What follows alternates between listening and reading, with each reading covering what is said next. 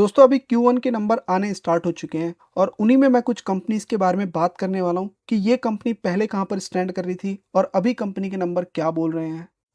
तो first company है action construction equipment limited. ये एक कंस्ट्रक्शन बेस्ड कंपनी है जो कि कंस्ट्रक्शन इक्विपमेंट्स वगैरह बनाती है सप्लाई करती है। और आप ये इमेज भी देख सकते हो, ये कंपनी का खुद का प्रोडक्ट है जो कि मार्केट में सेल वगैरह करती है। इसके जो नंबर आए हैं, पहले मैं नंबर्स आपको बता दूं, उसके बाद कंपनी की तरफ से क्या अपडेट है वो भी मैं आपको बताऊंगा।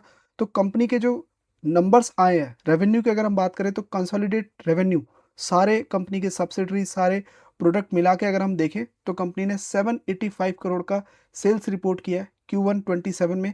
पिछले साल से अगर हम कंपेयर करें तो 20% का यहाँ पे कंपनी ने जंप लगाया है। पिछले साल 650 652 करोड़ का इसने रेवेन्यू रिपोर्ट किया था। और वहीं पे अगर आप कंपनी के एक्सपेंस भी देखेंगे तो 681 करोड़ का एक्सपेंस इस साल कंपनी ने किया है, जो कि पिछले साल 575 करोड़ का एक्सपेंस किया था। तो यहाँ पे 18-18.5% का कंपनी का एक्सपेंस भी बढ़ा है। अर्निंग पर शेयर की अगर हम बात करें तो कंपनी ने 10 रुपए के आसपास पर शेयर अभी कमाया है, जो कि पिछले साल 8 रुपये 21 पैसे के हिसाब से कंपनी कमा रही थी। सेगमेंट वाइज अगर आप देखेंगे तो कंपनी का जो क्रेन मटेरियल हैंडलिंग और जो कंस्ट्रक्शन इक्विपमेंट है, यहाँ से कंपनी ने 742 करोड़ का रेवेन्यू रिपोर्ट किया है और पिछले साल यहाँ पे 605 करोड़ का रेवेन्यू रिपोर्ट किया था। कंपनी का जो रेवेन्यू गिरा है, एक ऐसा भी सेगमेंट है जहाँ से कंपनी का रेवेन्यू गिरा है, वो है जो एग्रीकल्चर इक्विपमेंट सेगमेंट। वहाँ पे अगर आप देखोगे सेल तो हुआ है लेकिन पिछले साल से कम हुआ है। पिछले साल 48.85 करोड़ का इसने सेल्स रिपोर्ट किया था और इस साल इन्होंने 45.73 करोड़ का सेल्स रिपोर्ट किया। तो यहाँ पे सेल्स गिरा है, मतलब एग्रीकल्चर इक्विपमेंट्स में सेल नहीं आई है। कंपनी के जो कंस्ट्रक्शन है, जहाँ पे डेवलपमेंट हो रही है, मेट्रो का काम चल रहा है, बिल्डिंग्स बन रही हैं, वहाँ पे जो जैसे क्रेन हो गया, मटेरियल हैंडलिंग वाले जैसे फोर्कलिफ्ट हो गए, कंस्ट्रक्शन वाले इक्विपमेंट्स हो गए, इसकी सेल कंपनी की बढ़ रही है। और इसीलिए कंपनी ने बताया कि यहीं पर कंपनी ने और काम करना स्टार्ट कर दिया है, नए नए प्रोडक्ट कंपनी ने लॉन्च कर दिया है। और कंपनी ने ये भी बताया कि कंपनी के जो आने वाले प्रोडक्ट है उसमें एआई का भी यूज़ किया गया है कि अगर कोई पार्ट कोई डैमेज है तो ऑटोमेटिक बता देगा कितना लोड ले रहा है। तो उस तरीके से कुछ आर्टिफिशियल इन्होंने इंस्टॉल किया है, सॉफ्टवेयर बनाया है अपने क्रेन में, जिससे यूज़ करने वाले को और भी ईजी होगा। ओवरऑल कंपनी ने जो नेट प्रॉफिट रिपोर्ट किया है ना, वो 119 करोड़ का नेट प्रॉफिट रिपोर्ट किया है। 22% का यहाँ पे कंपनी ने जंप लगाया है सालाना बेसिस। यहाँ पे मैं आपको बता दूं कि इस कंपनी के पास जो मार्केट शेयर है वो 63% का मार्केट शेयर है इन मोबाइल एंड टावर क्रेन में। ये सारी चीज़ जो जो है कंपनी के पास 63% का मार्केट शेयर है इंडिया का। और यहाँ पर आप देख भी पाओगे कंपनी के कुछ नए प्रोडक्ट भी आप देख पाओगे। ये कुछ कंपनी ने नए प्रोडक्ट निकाले हैं जिसका नाम है एआई इंटीग्रेटेड टूल, इन्होंने यहाँ पे लगाया है। फिर all new ADD 95 tandem roller भी यहाँ पे कंपनी ने लॉन्च किया है। फिर क्लच लेस NG क्रेन्स भी इन्होंने कंपनी ने अभी रिसेंटली लॉन्च किए, नए प्रोडक्ट है। इसमें कंपनी ने basically AI assisted tools install किया है जो परफॉर्मेंस को एनहेंस करेगा, रिलायबिलिटी बढ़ाएगा, सेफ्टी बढ़ाएगा। और ये कुछ कंपनी ने जो प्रोजेक्ट लॉन्च किए जो आप यहाँ पे देख रहे हैं उसी का नाम यहाँ पे इन्होंने बताया। ये सारी चीज़ें फिलहाल अभी कंपनी ने अपडेट की है अपने इन्वेस्टर को। और उसके बाद इन्होंने नंबर आने के बाद अपने इन्वेस्टर को ये भी बताया कि हम लोगों ने 50 जॉइंट वेंचर किया है। 50:50 के हिसाब से इन्होंने जॉइंट वेंचर किया है इस कंपनी ने। और एक जापान की कंपनी है काटो वर्क्स कंपनी, इन्होंने जॉइंट वेंचर किया। इससे एक्शन जो है, एक्शन कंस्ट्रक्शन जो AC है, ये मैन्युफैक्चर करने वाली है बड़े लेवल पे जो क्रेन्स होते हैं ना, हैवी क्रेन्स, जैसे कि आप यहाँ पे देख सकते हो, जो ट्रक क्रेन्स हो गए, क्रॉलर क्रेन्स है, और जो रफ ट्रेन क्रेन्स, इस तरीके की क्रेन्स जो हैवी क्रेन्स है बेसिकली वो ये बनाने वाले हैं। और इससे क्या होगा, फोकस करेंगे ये लोग हैवी क्रेन्स सेगमेंट में, बोथ डोमेस्टिक और इंटरनेशनल मार्केट में। ये प्लान है अभी ACE का।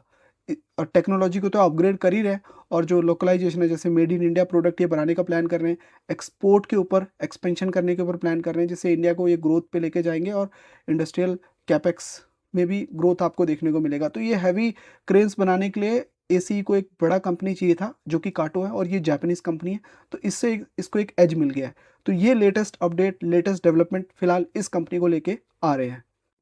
उसके बाद नेक्स्ट कंपनी की अगर हम बात करें तो पॉलीकैब इंडिया, एक इंडिया की नामी कंपनी है, हर कोई इस कंपनी के बारे में जानता है। इसके जो नंबर्स आए हैं, ये क्या बनाती है ये आप सब लोगों को पता ही है। वायर एंड केबल्स में मार्केट की लीडर है, स्ट्रॉन्ग मार्केट शेयर ये होल्ड भी कर रही है।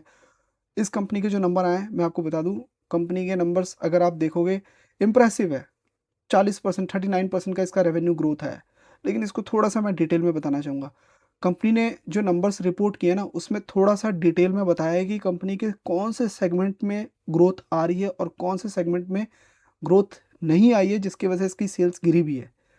FMEG, जो कि वैसे नहीं पता है तो फास्ट मूविंग इलेक्ट्रॉनिक्स गुड्स जो होते हैं, वहाँ पे ये काम करती है। और इसमें इन्होंने बताया कि जो फास्ट मूविंग इलेक्ट्रॉनिक गुड्स है उसमें 71% का इन्होंने ग्रोथ लगाया है। और सबसे ज़्यादा प्रोडक्ट मतलब इसके जो केबल्स गए हैं वो सोलर प्रोडक्ट में यूज़ होने के लिए गए हैं। डबल से भी ज़्यादा ग्रोथ आई है इसकी पिछले साल से। लार्जेस्ट प्रोडक्ट कैटेगरी बन चुका है इस सेक्टर में इस कंपनी का, अगर अर्निंग की बात करें तो। और इसमें मार्जिन भी 8% आया है, इम्प्रूव हो गया।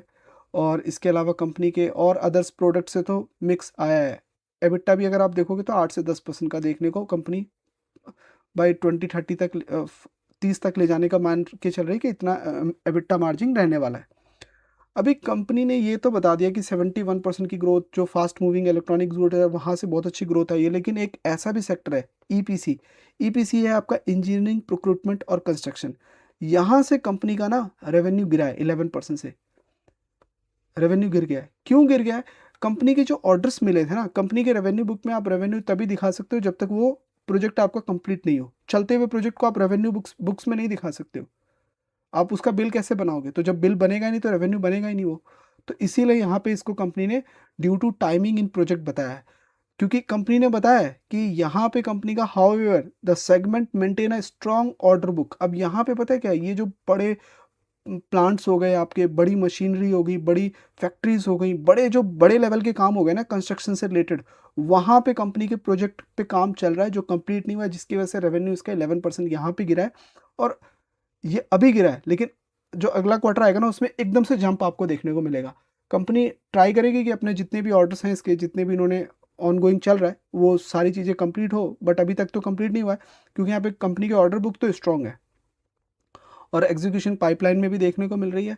एबिटा 32% से ग्रो किया है। तो ओवरऑल आप देखोगे यहाँ पे कंपनी ने खुद बताया कि ऑर्डर बुक स्ट्रॉन्ग है, बट हाँ due to the timing in project की वजह से इनका जो रेवेन्यू है वो यहाँ पे गिर गया है। कंपनी ने और एक बड़ी बात सामने रखी है कि कंपनी जो है इसी तरीके से आगे भी काम करने वाली है। इन्होंने बताया आवर इंटरनेशनल बिजनेस जो है कंटिन्यू एक की ड्राइवर का काम कर रहा है। कंपनी को ग्रोथ अगर आ रहा है तो एक तो इंटरनेशनल इसका बहुत अच्छा ग्रोथ है। कंपनी ने कुछ बातें सामने रखी कि अगर गवर्नमेंट का इंफ्रास्ट्रक्चर जो इन्वेस्टमेंट है, डेवलपमेंट है, वो ऐसे ही चलता रहा ना, तो ऑनगोइंग प्रोजेक्ट जो चल रहा है अगर इसी तरीके से इम्प्लीमेंट होता रहा तो ये इस कंपनी के लिए बहुत बड़ी अपॉर्चुनिटी लेके आने वाला है। क्योंकि इंडिया में जो बड़े लेवल पे जो कंस्ट्रक्शन और इंफ्रास्ट्रक्चर का काम हो रहा है उसमें ये पॉलीकैब ही ऑर्डर लेके आती है। तो ये चीज़ मान के चल रही है कि अगर ऐसे ही ऑर्डर होते रहे, ऐसे ही काम आता रहा, तो वो इससे डायरेक्ट इस कंपनी को इससे बेनिफिट मिलने वाला है। और इसके साथ ही साथ कंपनी जो है कैपेसिटी को भी एनहांसमेंट करने वाली, इनोवेशन के काम करेगी, एक्सपेंशन के ऊपर भी काम करेगी, बाकी सारी चीज़ें कंपनी मेंटेन करके चलने वाली है। इसलिए आप देखोगे आपको स्टॉक जब जिस दिन रिजल्ट आया था उस दिन कंपनी के स्टॉक के प्राइस में गिरावट भी आई थी। क्योंकि कंपनी के जो ये गिरावट आई थी ना वो इसके कारण आई थी, बट इसके पीछे एक रीज़न है कि क्यों वो गिरावट हुई थी। क्योंकि वो प्रोजेक्ट कंपनी के कंप्लीट नहीं हुए थे और इसी मतलब ये जो रेवेन्यू गिरा था इसकी वजह से स्टॉक के प्राइस में गिरावट हुआ था। तो नंबर्स की अगर आप बात करोगे तो कंपनी ने जो पैट रिपोर्ट किया है वो 32% की जंप लगाई है, 796 करोड़ का पैट आया है। और कंपनी के अगर आप रेवेन्यू अगर आप देखोगे, रेवेन्यू वो 39% से ग्रो किया है। 599 करोड़ का कंपनी का जो है जो नेट प्रॉफिट था, जो पिछले साल से अगर आप कंपेयर करोगे तो पिछले साल 599 करोड़ का नेट प्रॉफिट था और इस साल 796 करोड़ का नेट प्रॉफिट है। रेवेन्यू की अगर आप बात करोगे तो 8,200 करोड़ का रेवेन्यू आया है इस बार कंपनी का। पिछले साल 5,905 करोड़ का रेवेन्यू था। और इस तरीके से कंपनी के जो है फिलहाल हम लोग को नंबर्स देखने को मिल रहे हैं। उसके बाद आ जाओ, नेक्स्ट कंपनी है तत्व चिंतन। स्काई रॉकेट बन गई है क्योंकि ताबड़तोड़ नंबर इसने कंटिन्यू दिखा दिए हैं आप लोगों को भी, हम लोग देख भी रहे हैं। तो भाई नंबर्स जो आए ना वो थोड़ा सा मैं आपको बता देता हूँ कि जो नंबर्स आए हैं और नंबर्स आए और मैनेजमेंट ने क्या बोला है। तो नंबर्स अगर आप देखोगे तो अभी कंपनी के जो 20% का भी हम लोग जंप भी देख रहे हैं। ये जंप मैटर नहीं करता है, ये थोड़ी आज आप देख रहे हो तो जंप लग गया तो वो मैटर नहीं करता है। कंपनी क्या बना रही थी, कहाँ पर स्टैंड करती है, लॉन्ग टर्म प्लान क्या है कंपनी के। अगर आप देखोगे तो ये एक स्पेशलिटी केमिकल कंपनी है। जिसके रेवेन्यू में 43% की ग्रोथ आई है। 167 करोड़ का इसने फिलहाल इस बार रेवेन्यू रिपोर्ट किया है। नेट प्रॉफिट इसका डबल हो गया है, 140% का जंप यहाँ पे लगा है। 16 करोड़ का इसका नेट प्रॉफिट आया, जो कि पिछले साल सेम क्वार्टर में 6 करोड़ का प्रॉफिट था। और एक और चीज़ मैं ऐड करना चाहूँगा, कंपनी ने जो पिछले क्वार्टर प्रॉफिट रिपोर्ट किया था ना, वो 10 करोड़ का था मार्च क्वार्टर में, और इस बार कंपनी ने 16 करोड़ का प्रॉफिट रिपोर्ट किया है। ऑपरेटिंग प्रॉफिट की अगर हम बात करें तो 86% का जंप आया, 32 करोड़ EBITDA है। और कंपेयर करें तो 19% था अ, पिछले से, मतलब उसके पिछले साल, और इसी तरीके से उसके ऊपर इसने ग्रोथ लगाई है। मतलब 19 हो गया, पहले इसका 14% का मार्जिन था।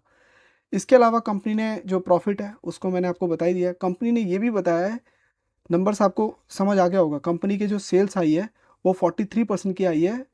167 करोड़ का सेल्स आया है, जो कि इसके नेट प्रॉफिट, मतलब सेल्स इसका 167 करोड़ का आया है, प्रॉफिट इसने 16 करोड़ का रिपोर्ट किया है। तो यहाँ पे 40% की ग्रोथ आई है, यहाँ पर 140% की ग्रोथ आई है। आगे बोर्ड ने कुछ बातें भी सामने रखी। 200 करोड़ का एक्सपेंशन प्लान करने कंपनी करने जा रही है। अपकमिंग दहेज 3 प्लांट जो है कंपनी का गुजरात में, वहाँ पे कंपनी 200 करोड़ लगाने की बात कर रही है। ऑलरेडी ये बोल रहे हैं कि अप्रूवल वगैरह दे दिया, बोर्ड ने अप्रूव कर दिया है, जिसमें कंपनी जो रिएक्टर है ना उसकी कैपेसिटी को बढ़ाने वाली है। 344 किलो लीटर से कैपेसिटी को बढ़ाने का प्लान कर रही है आने वाले 21 मंथ में। ये एक बहुत बड़ी डेवलपमेंट की है कंपनी ने।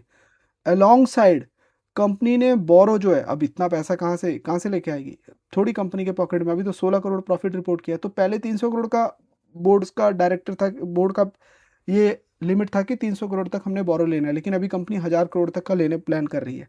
और कंपनी के जो चिंतन नितिन कुमार थे, जिनकी वजह से कंपनी के सेल्स गिर रही थी, कंटिन्यू वीक होते जा रहा था, उसको वापस इन्होंने रीअपॉइंट कर दिया है। कंपनी के यही मैनेजिंग डायरेक्टर हैं आने वाले 3 सालों के लिए, अनदर 3 सालों के लिए। प्रोडक्ट वाइज देख लीजिए, प्रोडक्ट वाइज कंपनी फार्मा और एग्रोकेमिकल में लीड कर रही है, जो कि 35% यहाँ से इसने रेवेन्यू क्रिएट किया है। लेकिन क्लोजली अगर आप देखोगे तो स्ट्रक्चर डायरेक्टिंग एजेंट जो आने वाले टाइम पे, मुझे ऐसा लग रहा है ये 34 से ये सबसे ज़्यादा लीड करेगा, कंपनी को सबसे ज़्यादा लीड करने वाला है। क्यों? क्योंकि ये जो केमिकल है ना, स्ट्रक्चर डायरेक्टिंग एजेंट, ये वो केमिकल है जो आपके बड़े बड़े टेक्नोलॉजीज में यूज़ होते हैं। जो लेटेस्ट टेक्नोलॉजीज यूज़ हो रहा है ना, वहाँ पे यूज़ किया जाता है, जैसे कि सेमीकंडक्टर में आपके इन केमिकल को यूज़ किया जाता है। और इसकी वजह से काफ़ी चर्चे में। तो 34% की ग्रोथ यहाँ पे, और जो फेस ट्रांसफ़र कैटलिस्ट है वहाँ से भी 26% का ग्रोथ यहाँ पे आया है कंपनी के पास। तो ये सारी चीज़ें बताई है कंपनी ने। और उसके अलावा इलेक्ट्रोलाइट सॉल्ट और सॉल्यूशन भी कंपनी का काफ़ी अच्छा प्रोडक्ट है, जहाँ से अच्छे इनकम रेवेन्यू कंपनी क्रिएट कर रही है। तो ये फिलहाल इस कंपनी को लेके मेजर अपडेट हम लोग को सामने निकल के आ रही है, और इसीलिए स्टॉक में आप लोग को 20% का रिसेंट जंप देखने को मिला था। तो फिलहाल इस वीडियो में तो इतना ही। मैं आपको मिलता हूँ नेक्स्ट वीडियो में ऐसे ही कुछ इन्फॉर्मेशन के साथ। तब तक के लिए बाय बाय, टेक केयर।